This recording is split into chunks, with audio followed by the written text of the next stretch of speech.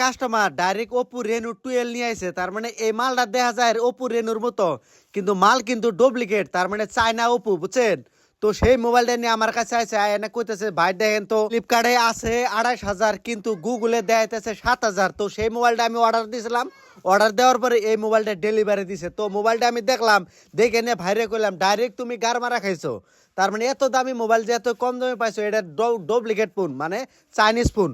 তো সেই মোবাইলটা আমি ফিঙ্গার টিপে দিই, মানে সবের ফিঙ্গারে দেয় কাম করে, আমার ফিঙ্গারও দেও খুলতাছে, আরেকজনের ফিঙ্গার দেও খুলতাছে, তার মানে যেহেতু চায়না একটা ফোন। তো সেই মোবাইলটা ভাই আমার কাছে নিয়েছে, আমি মোবাইলটা হাতে দেখে কইলাম একদম টেয়ারটা লস খাইছেন ভাই। আপনারাও যদি অনলাইনের থেকে মোবাইল কিনবার চান তাহলে আপনারা কিন্তু সাবধান হয়ে যাবেন। দেখেন এই ভাইয়ের মতো ডাইরেক্ট ঠক খাবেন। এই দেখেন এই ভাইরে দিয়ে আমি দেখাইতেছি, তো ভাই তো দেখে অবাক যে এত স্যামসাং কপি কিভাবে বানায়।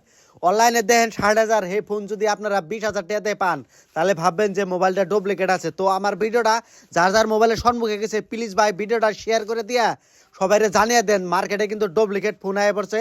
তো ওইটার থেকে আপনারা সতর্ক থাকবেন। আপনারা মোবাইল নিলে ডাইরেক্ট দোকানে যাবেন, দেখবেন, দেখে আপনারা মোবাইলটা নেবেন। তো ভিডিওটা দেওয়ার জন্য আপনাদেরকে অনেক ধন্যবাদ।